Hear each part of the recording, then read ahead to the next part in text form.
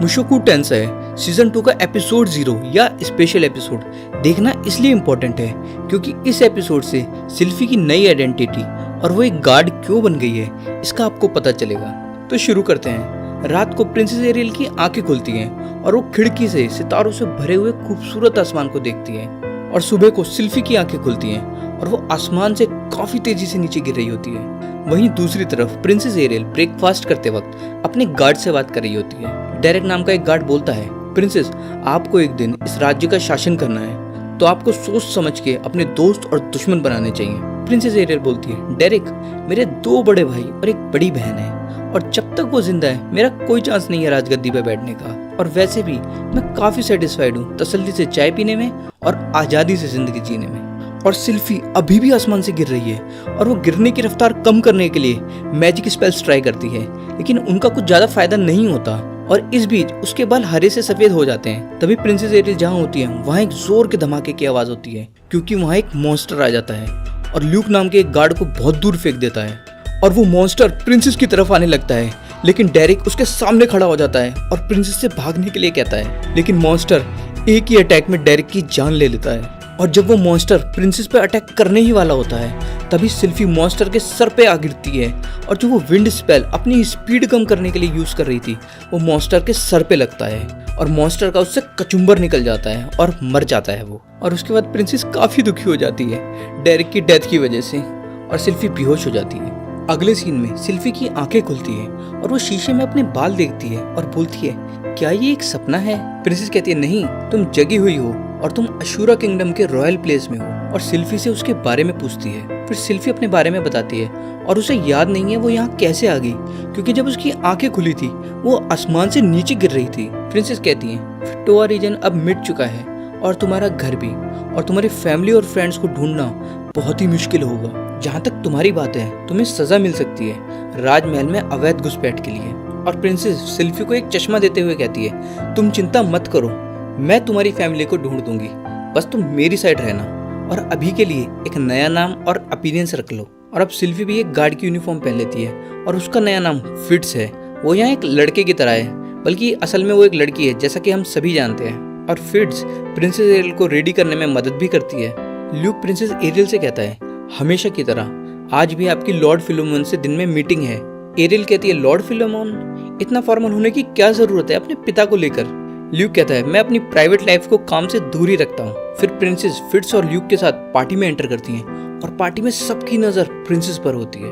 Party में Lord फिलोमोन princess से मिलते हैं और उन्हें ग्रीट करते हैं और उन्हें मीटिंग में आने के लिए कहते हैं। तभी वहाँ ग्रेबल आ जाता है और कहता है, ये क्या, एरियल और लॉर्ड फिलोमोन मेरे खिलाफ षड्यंत्र रच रहे हैं। एरियल कहती है, भैया आप कैसे हो, और आपने तो हमको पकड़ लिया, और जैसा आप जानते हैं हम तो बस दोपहर के खाने के बारे में बात कर रहे थे। ग्रेबल कहता है, वो सब छोड़ो, मेरी प्यारी बहन अपनी मधुर आवाज में एक गाना सुनाओ। और जाते वक्त कहता है, वैसे भी तुम सिर्फ अपने गाने की वजह से पब्लिक स्टेज पर हो। ग्रेबल दूर जाके कहता है, ये काफी अजीब है। ग्रेबल का चेला कहता है, आप प्रिंसेस की हरकतों की बात कर रहे हैं? ग्रेबल कहता है, सिर्फ वो ही नहीं, वो एल्फ भी जिसने अजीब सा चश्मा पहना हुआ है। चेला कहता है, उसका नाम साइलेंट फिट्स है, उसको किसी ने बोलते हुए नहीं देखा, और हंसना तो दूर की बात है।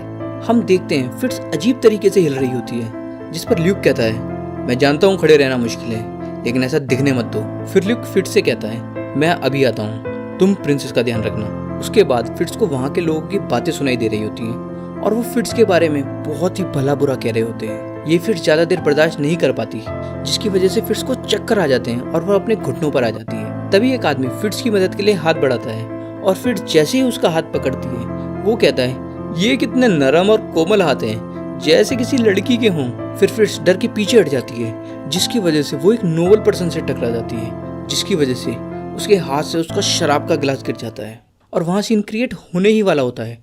तभी प्रिंसेस एरियल खाना खाना शुरू कर देती है और सबका ध्यान प्रिंसेस एरियल पर चला जाता है। प्रिंसेस एरियल बहुत ही खूबसूरत गाना सुनाती है जिसे सुनकर सभी लोग बहुत खुश हो जाते हैं और तालियां बजाते हैं प्रिंसेस एरियल के लिए। और प्रिंसेस अशूरा किंगडम के अच्छे भविष्य के लिए एक जाम उठाती है, लेकिन ग्रेबल को उसकी पॉपुलैरिटी से जलन होती है। फिर नेक्स्ट सीन में ल्यूक कहता है, फिट्स आज तुम्हें प्रिंसेस ने बचा लिया। फिट्स कहती है, आई एम सॉरी। प्रिंसेस कहती है, इसकी कोई ज़रूरत नहीं है, हम फ्रेंड्स हैं इसलिए मैं और ल्यूक हर सिचुएशन में तुम्हारे साथ हैं। फिर रात में फिट्स को बुरे सपने आते हैं। सपने में फिट्स एक अंधेरी जगह में होती है और अंधकार में फिसल के गिर जाती है, जिसकी वजह से उसकी आंखें खुल जाती हैं और वो रोने लगती है और फिट्स के रोने की आवाज ल्यूक सुन लेता है। अगले सीन में लॉर्ड फिलेमॉन प्रिंसेस को बताते हैं, हमने चुपके से नाइट से, मेजेस से, रॉयल गार्ड से और सारे जरूरी ग्रुप से बातचीत शुरू कर दी है। प्रिंसेस कहती है, मेरे भाई के ऊपर मेरे पास सिर्फ एक ही एडवांटेज है और वो है मेरी पॉपुलैरिटी। लॉर्ड फिलोमन कहते हैं, हम पॉपुलैरिटी जैसी चीज पर ज्यादा निर्भर नहीं हो सकते, इसलिए बस आप खुद को मजबूत रखिए। प्रिंसेस कहती है, मैं समझ गई। और लॉर्ड फिलोमन जाते जाते कहते हैं, ल्यूक कुछ भी हो जाए प्रिंसेस की रक्षा करना। फिर प्रिंसेस फिट्स से कहती है, तुम्हारी मेहनत और लगन से सब खुश हैं। फिट्स कहती है, मुझे ऐसा नहीं लगता कि नोबल्स ज्यादा खुश हैं मुझसे।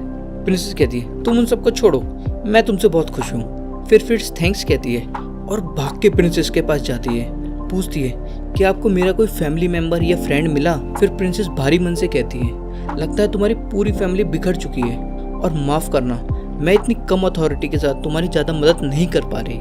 फिट्स कहती है, माफी की कोई बात नहीं है और वैसे भी अकेले में क्या ही कुछ कर पाती, लेकिन इसके बाद हम फिट्स के चेहरे पे परेशानी साफ देख सकते हैं। और फिट्स को परेशान देख प्रिंसेस कहती है, मैं जानती हूँ तुम्हें बुरे सपने आते हैं, इसलिए आज तुम मेरे कमरे में सो जाना और मुझे लगता है बेड शेयर करने से तुम्हें हेल्प मिलेगी। फिट्स घबरा जाती है, जिस पर ल्यूक कहता है, इसमें क्या नुकसान है, तुम इसे अपना इनाम समझो। अगले सीन में थिएटर में प्ले हो रहा होता है और थिएटर की वीआईपी सीट्स पर ग्रेबल और उसका चेला प्रिंसेस के बारे में बात कर रहे होते हैं। चेला ग्रेबल को बताता है, प्रिंसेस राजगद्दी हथियाने के लिए आम जनता में अपनी पैठ बढ़ा रही है। ग्रेबल कहता है, हमें क्या करना चाहिए।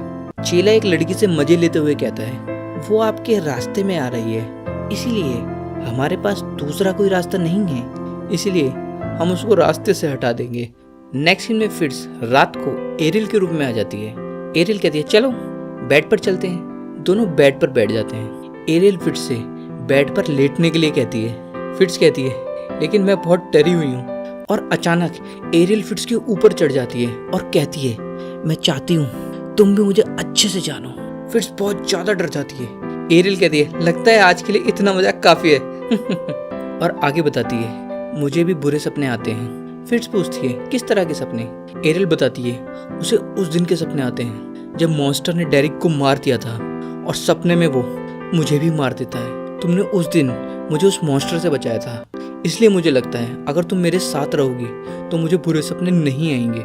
फिट्स कहती है, मैं आपको प्रोटेक्ट करने के लिए पूरी जान लगा दूंगी। फिर दोनों सो जाते हैं। प्रिंसेस फिट्स का हाथ कस के पकड़ लेती है, जिससे फिट्स की आंखें खुल जाती हैं। फिट्स मुस्कुराती है और दोबारा सोने ही वाली होती है। तभी बेड के साइड में किसी को खड़ा हुआ देखती है। अगले ही पल असैसिन फिट्स पर हमला करती है। फिट्स बच के मैजिक से असैसिन पर अटैक करती है, जिससे वो थोड़ा दूर जाके गिर जाती है। और ये असैसिन वही लड़की है जिससे ग्रेवल का चेला मजे ले रहा था। एरियल कहती है, फिट्स क्या हुआ। फिट्स एरियल को अपने पीछे रहने के लिए कहती है। असैसिन दोबारा अटैक करती है और फिट्स मैजिक की मदद से दोबारा उस पर पलटवार करती है। असैसिन एरियल पर अटैक करती है, लेकिन फिट्स उसे बाल बाल बचा लेती है, लेकिन इसमें दोनों ही जमीन पर गिर जाते हैं। असैसिन फिट्स को फिनिश करने ही वाली होती है कि फिट्स एक बड़े मैजिक अटैक से उसको डिफीट कर देती है। उसके मैजिक अटैक से सामने की दीवार भी टूट जाती है और वो दीवार तोड़ के असैसिन बिल्डिंग से नीचे जंगलों में गिर जाती है। इस सबसे फिट्स बेहोश होने लगती है। तभी वहाँ ल्यूक आ जाता है और एरियल उसे डॉक्टर को लाने के लिए कहती है। इसके बाद फिट्स बेहोश हो जाती है। अगली सुबह लॉर्ड फिलोमन प्रिंसेस को बताते हैं, तुम पर हमला करने वाली असैसिन का नाम है नाइट आइड हॉक, जो पहले ही काफी सारे नोबल्स की जान ले चुकी है। फिर एरियल फिट्स से पूछती है, अब तुम कैसी हो। फिट्स बताती है, अब मैं ठीक हूँ। लॉर्ड फिलोमन कहते हैं, अब इसमें कोई शक नहीं है कि हमारे दुश्मन इस पैलेस में ही हैं और न जाने कब वो दोबारा हमला कर दें, इसलिए मैं आपको सलाह दूंगा कि आप पढ़ाई के बहाने विदेश चली जाइए। एरियल कहती है, आप चाहते हैं मैं भाग जाऊँ। फिरोमोन कहता है, नहीं, मैं चाहता हूँ आप जिंदा रहें और आपको आगे भी अच्छे मौके मिलेंगे। एरियल उदास मन से मान जाती है। ल्यूक कहता है, मैं भी आपके साथ जाऊंगा। एरियल ल्यूक को शुक्रिया कहती है और फिट्स का चश्मा उतार के कहती है, फिट्स मैं तुम्हें गार्ड की ड्यूटी से आज़ाद करती हूँ। फिट्स कहती है, लेकिन क्यों। एरियल कहती है, मैंने तुमसे पनिशमेंट की धमकी देके काम करवाया और मैं तुम्हारी फैमिली को ढूंढने में भी कोई मदद नहीं कर पाई, इसलिए अब मैं तुम पे और बोझ नहीं बनना चाहती। जिस पर फिट्स कहती है, आपने मुझे अपना फ्रेंड कहा था और मैं भी ऐसा ही फील करती हूँ, और जब मेरा कोई फ्रेंड किसी खतरे में होता है तो मैं उसे प्रोटेक्ट करती हूँ, इसलिए अपने फ्रेंड्स को मैं कभी बोझ नहीं समझती। फिर दोबारा चश्मा पहन के कहती है, इस बार मैं आपके साथ अपनी मर्जी से चलूंगी। एरियल इमोशनल होके कहती है, शुक्रिया फिट्स, और 2 कदम पीछे चल के कॉन्फिडेंस के साथ कहती है, मैं कसम खाती हूँ इस राज्य की शासक बनूंगी।